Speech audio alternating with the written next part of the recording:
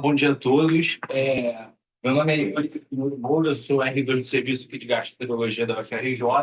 Eu vou dar início à nossa sessão clínica semanal. Meu orientador nessa apresentação foi o César Amorim.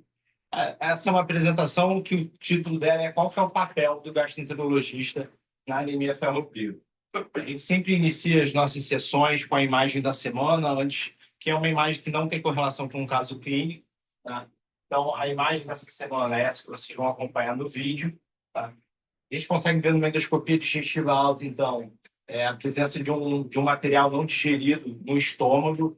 Isso seria, então, um bezoar. Existem alguns tipos de bezoar. Fitobezoar, que seria principalmente por celulase, que é material não digerido. Um fitobezoar muito comum é de caqui, por exemplo. Mas o que vocês estão vendo aí na imagem é um tricobezoar, né, que é por cabelo. Geralmente, o bezoar ele vai cometer um indivíduo um pouco mais velho, de 50, 60 anos, mas os tricobezoares em específico são geralmente, acometem mulheres mais jovens que têm comorbidades psiquiátricas associadas, né? São pacientes que têm o hábito de comer cabelo, né, a tricofagia. Existe uma certa dificuldade, principalmente no tricobezoar, de você tentar conseguir fazer a remoção endoscópica desse bezoar. A gente geralmente tenta fragmentar o bezoar e depois retirar ele. Nesse caso, não foi possível realizar a remoção endoscópica, a paciente teve que ser encaminhada para cirurgia. Então, vocês estão vendo aí a peça cirúrgica, né, do tricobezoar da paciente. E agora sim, a gente começa o nosso caso clínico da semana. A gente tem um paciente masculino de 69 anos, natural do Rio de Janeiro. Ele apresentava uma síndrome consumptiva, tem um emagrecimento de 20 kg nos últimos 2 anos. E associado a isso, ele teve uma anemia ferropriva recorrente refratária, teve uma melhora transitória com reposição de ferro, via oral, e depois piorou novamente. Ele nega náusea, vômito, diarreia, alteração do hábito intestinal, e não tem história familiar de neoplasias, negativismo e tabagismo. Ao exame físico, chama atenção um paciente um pouco mais emagrecido e hipocorado, de resto, nada de nota. Ele tinha um laboratório compatível com a anemia ferropriva, que eu vou falar mais um pouquinho mais na frente. Os objetivos dessa apresentação, então, tentar falar para vocês qual que seria o papel do gastroenterologista na investigação da anemia ferropriva, essa investigação inicial da anemia ferropriva, e o que fazer quando a investigação inicial for negativa, dando uns passos a mais, né, nessa investigação.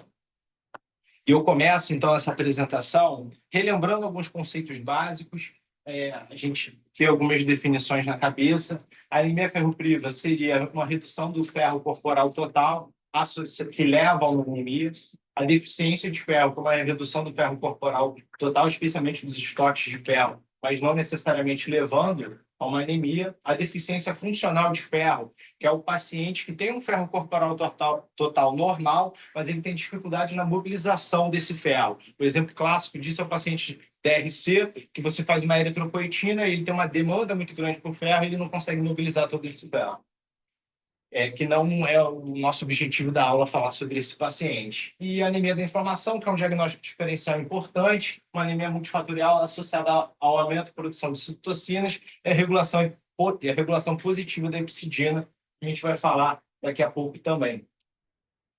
Quando eu chego no slide de epidemiologia, é sempre um slide que eu tento justificar o porquê que eu trouxe esse tema para conversar com vocês. A anemia ferropriva é a principal causa de anemia no mundo. De 2 a 5% dos homens adultos e mulheres pós-menopausa têm anemia ferropriva. Repara que é a população que não menstrua, que não sangra todo mês. Quando a gente coloca esse número para mulheres pré-menopausa, ou gestantes, adolescentes e crianças, são faixas etárias, a prevalência é bem maior de anemia ferropriva. A prevalência geral na América do Norte em 2010 foi de 2,9%, e cerca de 10% de todos os encaminhamentos ao gastroenterologista são por anemia ferropriva. Então, com certeza, é um assunto que a gente tem que saber, tem que dominar. Continuando, a gente lembrando alguns conceitos básicos sobre o metabolismo do ferro. Quando a gente fala de regulação do ferro sistêmico, a hepcidina vai ser o hormônio que vai ter um papel fundamental nessa regulação. Ela tem 2 efeitos básicos. Quando a epsidina se liga à ferroportina no enterócito, ela vai inibir a absorção de ferro. E, por outro lado, quando a epsidina se liga à ferroportina no macrófago, ela impede que o ferro que está dentro da célula se exteriorize, né? Vai impedir a mobilização de ferro. O macrófago ele é responsável por fazer a fagocitose das células eritroides, e é importante destacar que nós somos indivíduos que evoluímos para reciclar ferro. A gente recicla ferro muito bem e a gente absorve nem tão bem assim quando comparado à nossa reciclagem de ferro. Para vocês terem noção, nossa demanda de ferro diária é aproximadamente 25 miligramas. A gente absorve mais ou menos 1 miligrama de ferro e a gente recicla todo o resto. Então, nós somos indivíduos que evoluíram para reciclar ferro. E a epsidina, por sua vez, ela pode ser regulada por algumas situações. O excesso de ferro, por exemplo, vai aumentar a epsidina, infecção e inflamação, que vai produzir interleucina 6, e essa, por sua vez, também faz a regulação positiva da epsidina aí, aprisionando ferro. Quando a gente fala do ponto de vista do trato gastrointestinal, quando a gente está numa situação de homeostase, que você está vendo à sua esquerda, a gente vai ingerir entre 5 a 15 miligramas de ferro elemental, 1 a 5 de ferro ligado ao grupo M, que é um ferro que a gente absorve melhor do que o elemental, e a gente vai absorver mais ou menos 1 miligrama, foi o que eu te disse, que é o equivalente ao que a gente perde. A gente perde ferro da descamação do trato gastrointestinal, da descamação da pele, por algumas outras secreções corporais. Então, isso fica em equilíbrio, o que a gente absorve e o que a gente perde. Quando a gente começa a ter, por exemplo, um sangramento no trato gastrointestinal, a gente também consegue aumentar a nossa absorção e a gente vai conseguir absorver mais ou menos aí uns 5 a 10 miligramas de ferro por dia. A gente tem uma nota ali embaixo, que está um pouquinho pequena, que 1 miligrama de ferro é mais ou menos 1 ml de ferro. Então, para informação para a gente, quando o indivíduo começa a sangrar pelo trato gastrointestinal mais do que 5 a 10 ml de sangue diariamente, esse indivíduo provavelmente vai evoluir com uma deficiência de ferro. Eu vou explicar para vocês alguns conceitos, algumas curiosidades, até para você conseguir entender um fluxograma daqui a alguns slides. Quando a gente olha para o hemograma de um paciente, quando você está falando de um indivíduo que não está infectado, não está inflamado, não tem outras comorbidades, como deficiência de ácido fólico ou deficiência de vitamina B12, outras doenças hematológicas, como talassemia, ou seja, um indivíduo que previamente era normal, é um indivíduo saudável. Um VCM maior do que 95 exclui ferropenia com 97,6% de sensibilidade.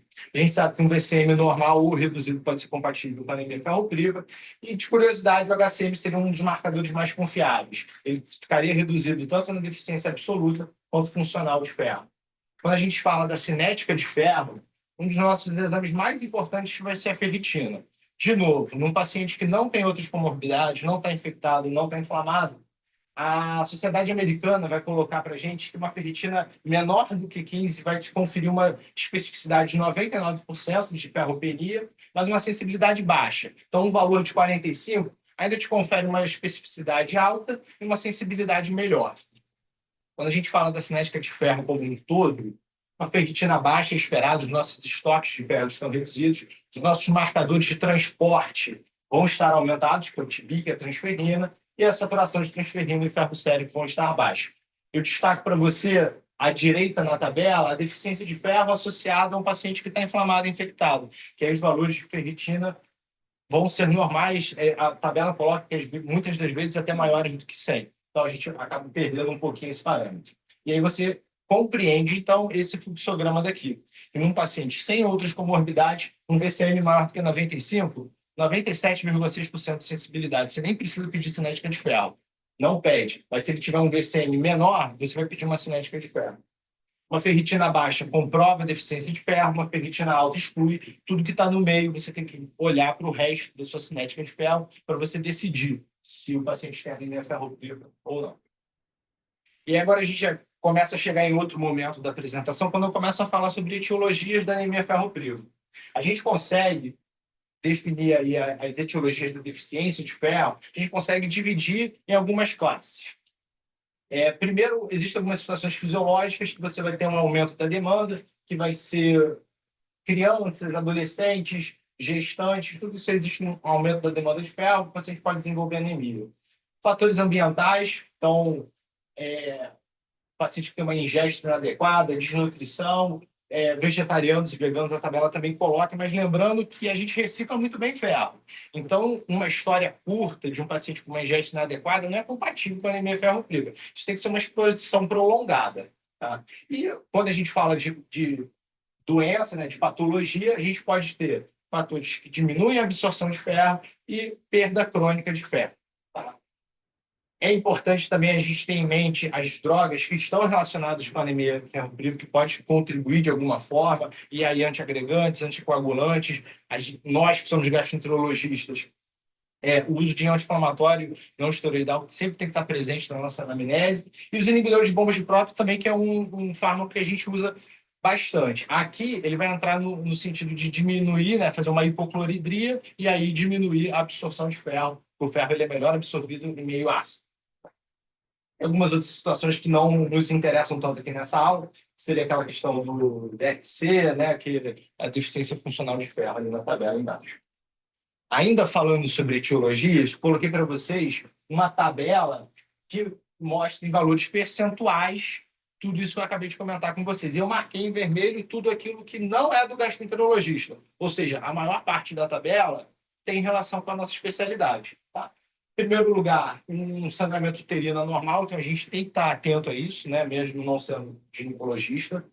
Doação de sangue com frequência, repetidas vezes e recente, né, também poderia estar envolvido. E eu vou chamar a atenção de vocês dos dois últimos fatores. Hematúria, porque isso vai ter um impacto nos nossos fluxogramas daqui a pouco.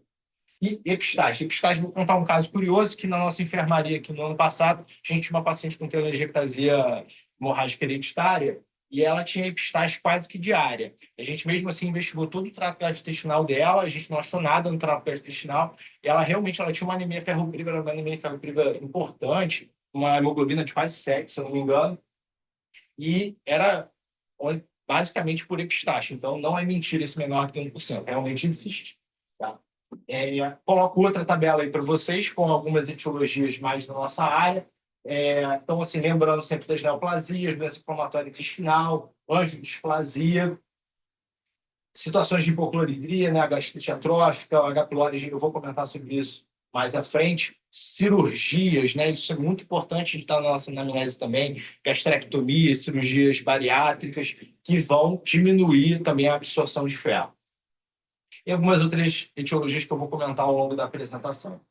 Então, quando a gente começa a falar da nossa investigação, como tudo na medicina, a gente vai começar com a anamnese e exame físico, tá? Então, é importante na anamnese você procurar tudo aquilo que eu falei com vocês nos últimos slides. Doação de sangue, história de anemia ferropriva anterior, ingesta inadequada, doenças hematológicas, quais fármacos esse paciente utiliza e as cirurgias prévias também muito importante. O exame físico não vai nos ajudar muito nessa etiologia da anemia ferropriva. Talvez você encontre uma massa abdominal, uma neoplasia, os sinais cutâneos de Petersburg, né, que seriam as manchas melanocíticas, os sinais cutâneos da telangiectasia hemorrágica hereditária, então assim, angiectasia na ponta dos dedos, na mucosa nasal e no pálpito. Né? Esse slide daqui, então a gente começa a falar um pouquinho, é um guideline britânico, tá, de 2021, que você começa, então, a investigar o paciente com anemia ferropriva com anamnese e exame físico. Se você achar uma etiologia óbvia, você já vai direto para o tratamento. Caso contrário, o que você deve fazer? Ele coloca que você deve pedir um EAS por causa daquele 1% de paciente que tem hematúria, e você deveria pedir uma triagem para doença celíaca, uma triagem com sorologia para doença celíaca. E aí você vai considerar fazer endoscopia bidirecional, endoscopia digestiva alta e baixa. Eu vou falar no próximo slide quais grupos populacionais, se realmente isso é para todo mundo. E eu coloco algumas informações importantes para a gente nessa área. Primeiro, duas etiologias podem ser encontradas em 1 a 10% dos casos. Quanto mais idoso o paciente, mais provável que você chegue aos 10% de dupla etiologia para anemia ferropriva. Então, o guideline britânico, ele ressalta que é importante revisar os dois exames. O que acontece? Em muitos serviços do Brasil, quando o paciente ganha essa indicação de fazer endoscopia alta e baixa, ele prepara para a colonoscopia, ele vem para o serviço e no mesmo momento. Ele vai fazer endoscopia, depois ele faz a colonoscopia. Então, o guideline ressalta a importância de fazer os dois exames. Agora, situação problema 1. O paciente entra na sala para fazer os dois exames, você faz uma endoscopia, você acha uma úlcera do adenal. A princípio, você encontrou um motivo que o paciente está sangrando. Você deve prosseguir para a colonoscopia? Pensa um pouquinho. Bom, o guideline britânico, ele vai te falar que sim, você deve prosseguir para a colonoscopia, mesmo já tendo achado um motivo para a anemia ferropriva dele, por causa disso. Porque você pode ter duas etiologias até 10% dos casos. À exceção de, se você faz uma endoscopia digestiva alta e você encontra qualquer neoplasia do trato gastrointestinal superior, você estaria autorizado a adiar a colonoscopia, já estaria justificada essa anemia ferropriva do paciente. Outro caso, um paciente menor do que 50 anos, que você faz uma sorologia para doença celíaca, a sorologia vem positiva, aí lá no seu consultório, em vez de você pedir os dois, você poderia pedir só a endoscopia para fazer biópsia do duodeno e confirmar a doença celíaca. Se você confirmar o diagnóstico, acaba por aí, você não obrigatoriamente você deveria prosseguir para uma colonoscopia. E que a anemia ferropriva persistente ou recorrente, você tem que repetir a endoscopia se a imagem estiver inapropriada ou há mais de 2 anos. Aqui é a situação do paciente que você recebe, que ele já foi investigado, já fez endoscopia alta e baixa, você fica na dúvida se você deve repetir ou não esses exames. Se tem mais de 2 anos, você repete, ou se você julgar que o exame foi inadequado. O preparo da colonoscopia estava inadequado, o paciente não sedou direito, não foi avaliado bem na endoscopia digestiva alta, aí nessas situações você vai ter que repetir o exame. Quem que eu vou investigar? Quem que eu vou pedir essa endoscopia bidirecional? À direita, vocês vão ver as recomendações aí da Sociedade Britânica também, que eu tirei do artigo, Sociedade Britânica mais o Instituto de Saúde Britânico. E vai separar em 2 grupos, homens e mulheres pós-menopausa e outro grupo que é as mulheres pré-menopausa, que são quem sangra todo mês. No homens e mulheres pós-menopausa, você vai solicitar endoscopia digestiva alta e baixa. Se tiver mais do que 60 anos, você tem pressa, pode ser uma neoplasia, você teria 14 dias para fazer isso. Abaixo de 60 anos, você vai julgar a urgência do exame de acordo com outras variáveis clínicas, idade, sexo, principalmente nível de hemoglobina. E nas mulheres pré-menopausa, aí a Sociedade Britânica vai falar que você deve fazer endoscopia ou colonoscopia de acordo com outros sinais e sintomas que o paciente apresente, tá? E a urgência desse exame você também vai determinar por outras variáveis clínicas. O que a Sociedade Americana, que está à esquerda, vai falar? Ela concorda em relação a homens e mulheres pós-menopausa. Nas mulheres pré-menopausa, eles sugerem que você faça endoscopia e colonoscopia. Endoscopia e colonoscopia. O que eles colocam como comentário? Olha, se aquela paciente que tem medo de fazer não quer fazer endoscopia e colonoscopia, o que você vai fazer? Vai sentar e vai conversar com ela. E o que você vai expor para ela? Olha, existe uma baixa probabilidade de complicação em exames endoscópicos, tanto na endoscopia quanto na colonoscopia, versus como ela é jovem e ela também menstrua, ou seja, tem outras causas para anemia ferropriva, a depender do caso clínico, ela também vai ter uma baixa probabilidade de diagnosticar uma neoplasia maligna, que é a nossa maior preocupação.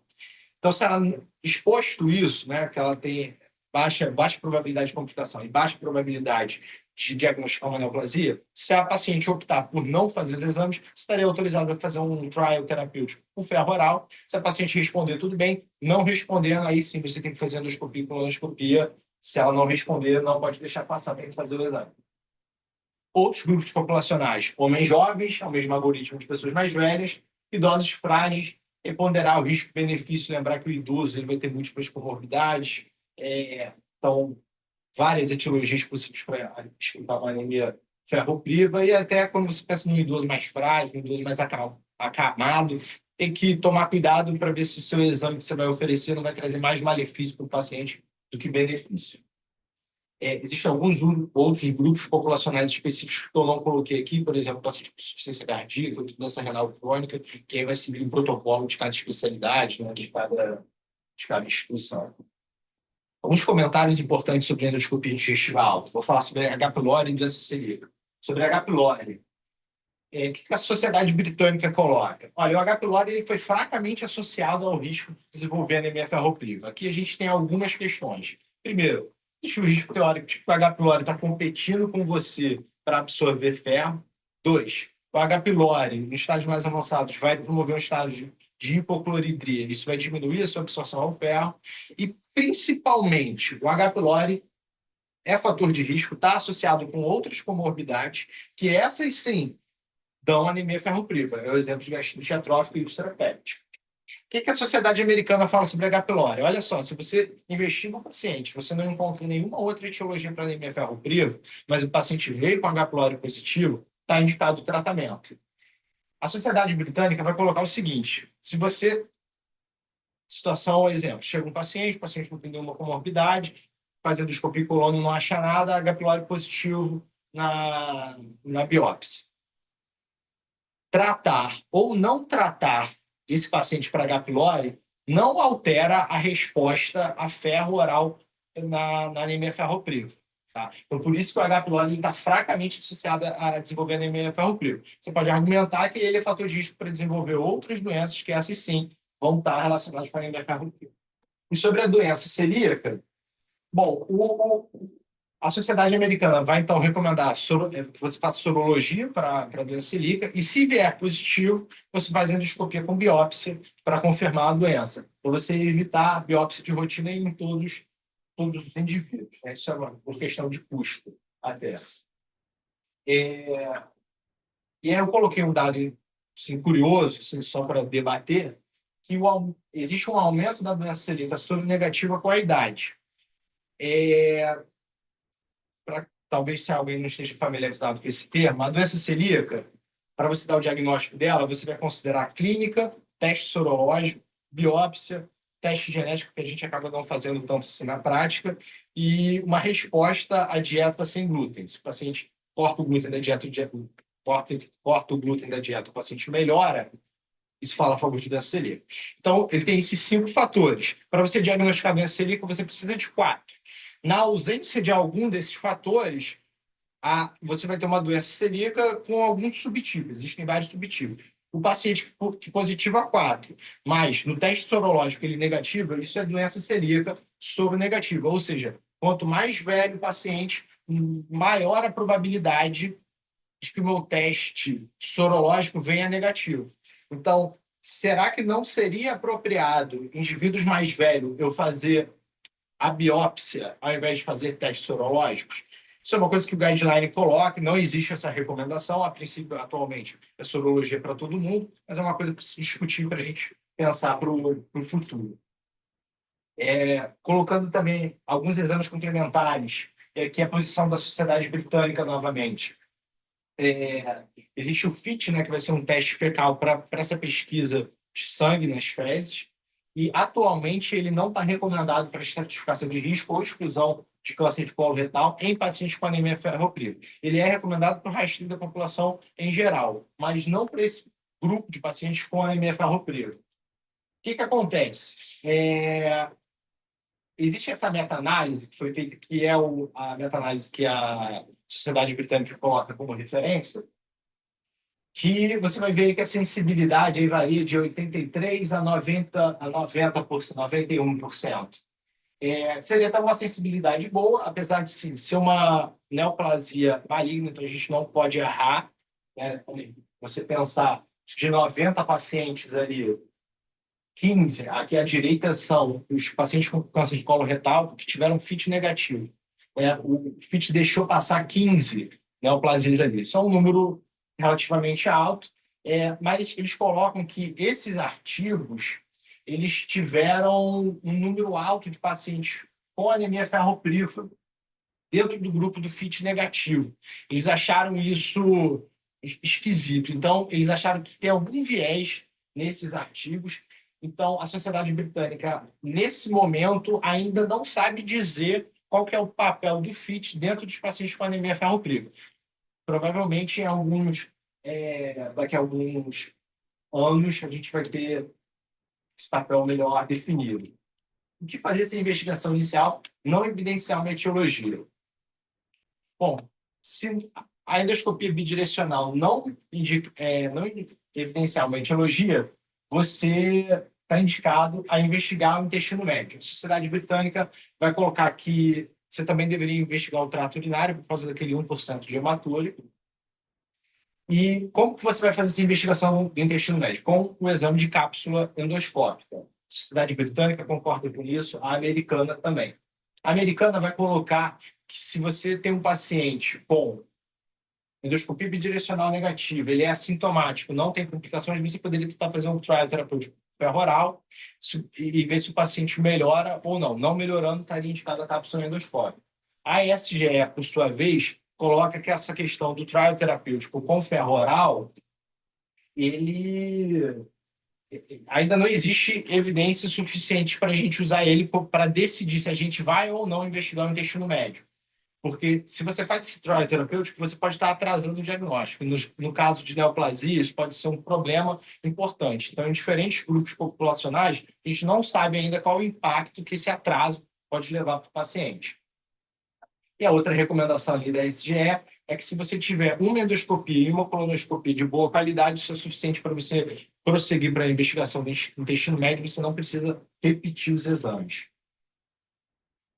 Coloquei aqui a investigação de sangramento no intestino médio. Há alguns anos atrás, você fazia uma endoscopia digestiva alta e baixa, e aí você chamava, e se você não encontrava nada, você chamava isso de sangramento obscuro. Hoje em dia, se você faz uma endoscopia alta e baixa e não acha nada, você provavelmente está diante de um sangramento do intestino médio. E se você investiga todo o trato gastrointestinal, aí sim você estaria diante de um sangramento obscuro. E, diante da investigação do intestino médio, você pode ter um sangramento oculto ou um sangramento visível. Visível vai ser melena, hematêmese, hematêmese mais raramente, né? Melena e hematoquesia, geralmente. E o oculto vai ser o paciente que tem FIT positivo ou o paciente que tem anemia ferropriva, que é a nossa aula. Então, um slide sobre sangramento. Então, você repara que fazendo endoscopia digestiva alta e baixa, parte para a investigação do intestino médio e o exame é a cápsula endoscópica, se você não tem obstrução intestinal, que essa é a grande contraindicação do exame. Se existe a suspeita de obstrução intestinal, você faz uma intervencionância ou uma inter-UTC para comprovar ou não essa obstrução. Se não tiver, vai para a cápsula endoscópica e trata de acordo com a etiologia que você encontrar. Esse é basicamente o mesmo fluxograma, não vou me repetir no slide. Só quero que vocês prestem atenção no seguinte. Acompanha lá de cima, o paciente sangrou, você fez endoscopia alta e baixa. Se o paciente, ele coloca ali, se você tem um sangramento exuberante, às vezes o paciente ficou mais grave, ele vai te mandar ir direto para uma angiografia. E aqui eu tenho que destacar algumas coisas para vocês. Na avaliação de sangramento do intestino médio, a cápsula endoscópica é o exame com melhor rendimento diagnóstico. Ele se equipara a uma enteroscopia, só que a enteroscopia é um exame muito mais invasivo. Então, o melhor exame para avaliar o intestino médio é a cápsula endoscópica, porque tem o melhor rendimento. Ela consegue, por exemplo, diagnosticar etiologias que estão restritas à mucosa, que todos os outros métodos vão ter uma dificuldade maior de fazer. Lembrar que a angiografia, cintilografia, você precisa de um sangramento ativo acontecendo para você conseguir capturar o sangramento. Que nesse paciente que sangra pouco, um pouquinho mais de 10 ml todo dia, que nem eu te falei lá no começo, é mais difícil que uma angiografia ou uma cintilografia conseguir capturar esse sangramento. A cápsula endoscópica realmente é o melhor exame. Algumas indicações do exame, né, básicamente, eu sublinhei em vermelho, que são as indicações de sangramento, de anemia ferropriva, e existem outros, doença de Crohn, doença celíaca refratária, e diagnosticar tumor e malformação arteriovenosa, está relacionado com sangramento também. Para quem não conhece o método, esses são alguns modelos do mercado, né, algumas cápsulas. O paciente, basicamente, você vai tirar essa cápsula do recipiente, ela já começa a disparar a foto automaticamente e ela automaticamente sincroniza com o aparelho que você amarra na cintura do paciente. O paciente engole a cápsula e ela vai tirando foto do tubo digestivo que depois, posteriormente, vai se transformar num vídeo e a gente vai assistir esse vídeo à procura de lesões. Coloquei alguns exemplos para vocês: malformações arteriovenosas, úlcera por anti-inflamatório não esteroidal e tumores. que o colégio americano coloca aí como etiologias para causas de sangramento? Algumas dessas são de agudo. E a gente está falando um pouquinho mais sobre sangramento mais crônico, né? Mas abaixo dos 40 anos, ficar atento à doença inflamatória intestinal, neoplasias. Acima dos 40 anos, angiectasias e úlceras por inflamatórios de não esteroidais e neoplasias também. Isso são algumas causas mais raras de sangramento, que eu não vou entrar em detalhes. Eu queria deixar na cabeça de vocês algumas etiologias aí como grandes causas de sangramento do intestino médio. A angiodisplasia, que seria a principal causa de sangramento do intestino médio, principalmente em pacientes mais velhos. Ela está associada com outras comorbidades. O tratamento, você fazer uma enteroscopia e queimar com plasma de argônio. Aqui, esse artigo japonês de 2019 fez uma brincadeira que conseguiu relacionar outras comorbidades com a probabilidade de você encontrar um sangramento de etiologia vascular no intestino médio. Então, se você fizesse, por exemplo, o paciente tinha diabetes mellitus, ele não tratava muito bem, virou um paciente renal crônico, em hemodiálise, entrou em insuficiência cardíaca congestiva. Assim, relativamente comum. Ele teria 4 pontos, e quando você coloca aqui, ele teria quase 70% de chance do sangramento do intestino médio ser de origem vascular, né? A gente faz o principal representante. Os tumores do intestino médio, adenocarcinoma, mais comum do edema no jejum proximal, os tumores neuroendócrinos no jejum distal e no ilho, os linfomas, jejum distal, linfoma é uma neoplasia que pode ter diversas apresentações diferentes no trato intestinal, e os gistes, que é mais comum no estômago, mas dentro da casuística de giste, o intestino médio pode ser cometido entre 35%. A cápsula endoscópica, eu faço comentário que o trânsito intestinal é um pouco mais acelerado no começo do intestino médio, e aí a taxa de falha para detecção de neoplasia é um pouquinho maior, em torno de 20% quando a gente está falando de intestino médio mais proximal. Ulcerações em intestino médio é outra coisa que a gente procura no exame de cápsula endoscópica. Lembrar que para a doença de Crohn, pelo critério japonês, maior ou igual a 3 úlceras no intestino médio, a gente já suspeita de doença de Crohn. E chamo a atenção para vocês para a doença de Crohn, o uso de anti-inflamatórios não esteroidal, e que a gente vê aqui também no fundão bastante tuberculose, né, dando ileite, principalmente. Mas existem outras causas. Quando eu faço um exame de cápsula endoscópica e eu encontro úlcera, o que eu faço? Esse slide aqui é só para você ter a ideia de que quando você encontra úlceras no intestino médio, você vai ter que parar e montar um quebra-cabeça. Esse quebra-cabeça, as variáveis vão ser achados endoscópicos, as características dos achados endoscópicos, a histologia, provavelmente você vai ter que fazer uma enteroscopia e biopsiar essa erosão depois. Você pode associar com exames de imagem, entre o TC e entre a ressonância, e somar isso tudo com a clínica do paciente. E aí você vai conseguir tentar definir para qual lado esse paciente está indo, que ele está parecido com qual etiologia, e talvez você ainda tenha alguns exames complementares para você solicitar a partir da sua suspeita. Então, achou úlcera no intestino médio, você tem que parar e refletir, montar esse quebra-cabeça com essas variáveis. Voltando ao caso, então a paciente foi encaminhada para fazer uma cápsula endoscópica, que é o vídeo da cápsula endoscópica da paciente, e a gente encontrou aquela. Na verdade, a paciente tinha múltiplas erosões. Eu tem uma foto ali de uma erosão para vocês. Isso.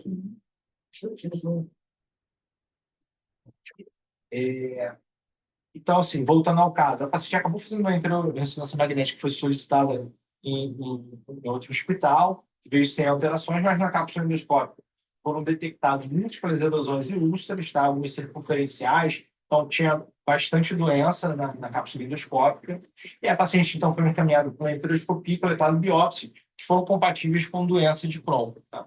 Então, a paciente acabou ganhando um diagnóstico de anemia ferropriva associado à doença de Crohn. E aí eu coloco, então, como mensagens para casa que a investigação inicial após a anamnese do exame físico consiste no EAS endoscopia bidirecional. É necessário realizar a pesquisa para doença celíaca e H. pylori e tratar de acordo. Cápsula endoscópica é o exame de escolha para avaliação do intestino médio. E que a angiodisplasia, tumores, enteropatia por anti-inflamatório não esteroidal e doença de Crohn são etiologias comuns no intestino médio. Bom, então, acho que essa foi Acho que a Kátia está ali também. Não, acho que você falou, bom, eu sou Kátia, sou hematologista e assisti a sessão 6. Acho que eu bem, né? A investigação, basicamente, são exames bioquímicos que faz o paciente com deficiência de ferro. E a ferritina, geralmente abaixo de 30, a gente considera a ferritina um marcador importante dos estoques de ferro. Mas os pacientes que têm inflamação crônica, que são pacientes que a gente vê muito aqui no HU, esse limite da ferritina sobe aí para 100, mais ou menos, e consenso que seja 100, né? E o índice de saturação de transferrina também pode ajudar. Abaixo de 20, ele pode sinalizar uma anemia ferropriva na situação de inflamação, né? Outros testes são testes que a gente não tem na prática, né? Por exemplo, existe dosagem de epsidina, que está baixa, deficiência de ferros, está mais alta nos pacientes que têm a associação com inflamação crônica. Mas esses outros testes são testes que não estão na nossa prática, são testes mais caros. Então, a gente tenta resolver com essa cinética básica de ferro que a gente tem aqui no HU. Acho que é isso. A parte da investigação, a gente tem visto muita doença de Crohn agora no laboratório, né? Muito diagnóstico. As pessoas estavam menos antenadas com esses pacientes com deficiência de ferro. E a gente tem visto muito também paciente que fez bariátrica e não faz acompanhamento nutricional adequado. Esses pacientes, ao longo do tempo, eles desenvolvem deficiência de ferro dele. A gente tem visto muito paciente chegando com anemia grave porque perde o acompanhamento, né? Acho que essa são... e dor de bomba de troca, porque acho que agora as pessoas estão diminuindo o uso, mas houve uma época que esses pacientes usavam cronicamente durante muito tempo, até que acho que começou-se a sinalizar a necessidade de diminuir esse uso por causa de muitas consequências de deficiência de ferro. Isso que você falou, Kátia, da cirurgia bariátrica, acho que é importante também, eu acabei não comentando durante a apresentação, mas um paciente que passa por uma cirurgia dessa, 10 anos depois, por exemplo, ele desenvolve uma anemia ferropriva, mesmo a gente já tendo um motivo esperado para ele ter anemia ferropriva, isso não exclui a necessidade de investigar esse paciente para anemia ferropriva. Parabéns aí, Yuri, pela sessão, né? Acho que ficou bem o que a gente pensou em fazer. Eu queria fazer uma pergunta especificamente para você, que é o seguinte. É muito comum na nossa prática, né, como gastroenterologista, perceber esses pacientes com anemia ferropriva. A gente sabe que boa parte a explicação está no tubo digestivo. Mas, às vezes, a gente pega um pouquinho desse algoritmo, né, de investigação, né, principalmente quando a coisa enrola um pouquinho, não aparece uma endoscopia, uma coluna, né, nessa discussão de como investigar o intestino delgado. E a gente acaba vendo na prática, assim, um caminho um pouquinho diferente, às vezes, dos hematologistas com a gente, né? A gente acaba indo lá ver o intestino delgado, e a gente acaba olhando mais o intestino delgado de forma endoscópica, mas muitas vezes a gente vê esses pacientes chegando assim, com exames de cintilografia, né? Mesmo de imagem. Como é que na prática, assim, você tem visto os hematologistas conduzirem isso mesmo? Não sei se tem um viés de especialidade, né? Que obviamente a gente fica nisso, acaba querendo olhar o intestino delgado diretamente. Vocês acabam usando um pouco isso, por exemplo, sentido é uma coisa muito comum, né? A gente é cheio de crítica a sentido, né? E às vezes acaba confundindo mais a gente. Como é que na prática esses pacientes que chegam no hematologista, vocês acabam conduzindo ele mesmo? Então, depois desses exames mais novos para investigação do intestino delgado, eu não tenho visto as pessoas pedirem cintilografia para avaliação de sangramento do intestino delgado, não. A gente acaba, se a gente tem uma suspeita forte, fazendo uma parceria para investigar com essas metodologias novas, empática, ressonância. O hematologista, até por vício de conhecer algumas outras doenças que dão deficiência de ferro, que são menos incomuns, como gordura para temperatura, a gente acaba avaliando outras coisas. Por exemplo, às vezes a gente está mais antenado de o exame de urina para ver se tem hemoglobinuria, que pode estar entre essas áreas que eu não, mas eu não tenho visto feito cintilografia não nessa prática. Bom, acho que isso é super importante, e aí essa pergunta foi de propósito, porque eu acho que tem um pouco de culpa de nós, gastroenterologistas, E falamos pouco, às vezes, dos métodos que a gente tem disponível, não. Especificamente, a cápsula endoscópica sempre teve uma dificuldade enorme, que era o quê? Ela é um exame pago, privado, particular, né?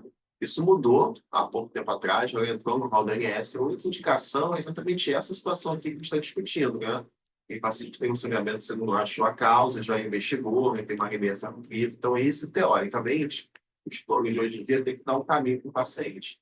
Então, isso é uma coisa importante, né, da gente comentar, né, porque facilitou muito. Antigamente, só um exame privado, tem um exame muito barato, a gente sabe que tem um custo, né, da importação, né, do insumo da cápsula, mas acho que isso vem mudando também.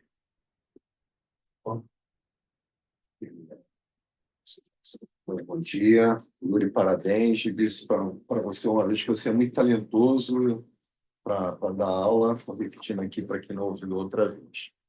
Eu vou ao encontro que o César falou. A gente percebe muito recorrência de pedidos em função da facilidade. Quando é fácil, pede-se muito. Quando é difícil, esquece que existe.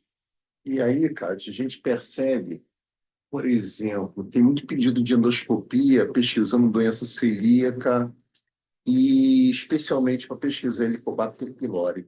Na prática, você vê isso, tratar Helicobacter pylori e ter resolução? Para mim, isso, inclusive, está ali, tá anemia, está ali na sua mensagem final, e na aula tem aquela contradição lá, né? Tem uma sociedade que recomenda e a outra não, e o nível de evidência é baixo. Essa é a impressão que a gente tem, porque a gente não trabalha com isso, não está na linha de frente, como dizia no caso, mas a gente vê lá, pô, a gente já fez algumas endoscopias, já pesquisou isso algumas vezes, já tratou algumas vezes, e a anemia continua lá, que tem 5 anos de anemia. Então, na verdade, isso é uma coisa que eu não aceito, assim, que eu não vejo melhor a clínica, e é legal que a especialista possa ir para a gente a experiência que ela tem. Sim. Acho que é isso. Então, sério. Então, bom dia a todos. Parabéns, Yuri, pela apresentação. Muito boa, muito didática. Eu queria perguntar, assim, qual a impressão que vocês têm, na verdade, sobre as hérnias de hiato volumosas, que elas são, sempre que a gente está investigando, né, e uma das causas da chamada endoscopia negativa é que a endoscopia não mostrou nenhuma lesão, né, visível, identificável, que justificasse, mas o doente tem uma hérnia volumosa e isso, de certa forma, traz um certo incômodo, né? A gente até acabou de fazer uma cápsula, que a gente vai baixar o filme hoje, e é uma paciente que está exatamente nesse contexto. Ela tem uma hérnia de hiato, volumosa de 9 centímetros, uma coluna negativa, a princípio, e vai fazer a cápsula, a gente vai ver se vai encontrar alguma coisa. Mas pode ser que essa cápsula venha negativa, né? E eu queria saber qual a impressão de vocês em relação ao papel da hérnia de hiato em justificar uma anemia ferropriva. O que vocês acham? Você, o César e qualquer outra pessoa que quiser comigo. Olha, César, assim, eu lendo, assim, eu li basicamente aí as recomendações da Sociedade Britânica, Americana, da Sociedade Europeia também, e alguns outros artigos. Assim, eu não achei nada comentando sobre, em específico, o papel da hérnia de hiato em relação à anemia ferropriva, não. Você acha que esse assunto aí que os guidelines não contemplaram? Então, eu acho que o Márcio está comentando, né, porque, hipoteticamente, você pode ter umas erosões, mais úlceras nessa hérnia de hiato, né, conhecidas como erosões úlceras de Cameron, que é uma causa clássica da literatura aí, como causa de, né, sangramento, né, anemia ferropriva que você encontrou quando você acabou de investigar. Eu, particularmente, Márcio, nunca consegui ver isso muito com o impacto aí na parte clínica, mas, teoricamente, quando você faz a parte endoscópica, você tem que olhar ali com cuidado, né, parar um tempo ali na regra para olhar. Acho que é uma última pergunta. Eu vi na tua apresentação, você não falou sobre a enteroscopia push, né? A endoscopia push. Ainda tem algum papel nisso que a gente normalmente, volta e meia, tem pedido, a gente faz antes de fazer a cápsula, né? Às vezes a gente encontra lesões mais proximais. Ainda tem, Edu. Teve um artigo que eu li que comparava o guideline japonês com diversos guidelines do mundo, e às vezes, quando você chega num momento, por exemplo, você não vai fazer uma cápsula endoscópica, você poderia tentar fazer algum outro método. Ou quando a sua cápsula endoscópica, por exemplo, ela não dá o diagnóstico, você começa a tentar fazer outros métodos, né? A enteroscopia seria um deles. E se você não tiver acesso à enteroscopia também, você poderia tentar fazer uma push enteroscopia. Mas, assim, não em termos ideais, esse não é um exame que estaria ali no fluxograma. Já ficaria reservado para uma situação mais difícil, que você não está conseguindo resolver o caso, e aí seria uma tentativa para você tentar dar algum diagnóstico. É mais por ser mais disponível também, mais Isso, fácil. mais fazer fácil de tipo uma fazer. cápsula, né? O acesso é mais fácil. Eu acho que é isso aí mesmo, né? Na verdade, a gente acabou virando um serviço que tem cápsula endoscópica, né? Então, a gente né, pensa diretamente, mas é isso aí que eu falo mesmo, tá? A push endoscopia eu acho que é uma ótima opção. Você pegar o aparelho mais longo e ir lá, né? Sabe que muitas das lesões, principalmente os vasculares, você tem diagnóstico ali no delgado proximal. Então, é uma ótima opção. A gente fez isso durante muito tempo. E aí, só para puxar o gancho, para a gente poder encerrar, que está no final da sessão, né? Acho que um conceito que é importante a gente explicar é só o seguinte, né? Quando que a gente vai para o delgado ou não, né? Classicamente, a literatura sempre falou que se você investigar em cima e embaixo e não encontrar nada, você né, pudesse discutir, repetir esses exames, a literatura atual, ela tende a você dar mais rapidamente para o delgado. Por que disso? Quanto mais rápido você vai para o delgado, maior a sua chance de dar diagnóstico. Então, assim, acho que o conceito foi aquilo que o Bruno falou. Se você tem uma endoscopia e uma colonoscopia bem feitas, avance rapidamente para o delgado. Você vai aumentar a sua chance de dar diagnóstico. Se você tem uma endoscopia e uma colonoscopia, às vezes a gente pega entre outros lugares, o exame não ficou tão bom, o preparo não é tão bom, talvez vale a pena, custo efetivo, né, você repetir a endoscopia colônica. Mas se idealmente você tiver exames bem feitos, você deve tentar ir para o delgado o mais rápido possível. Tá?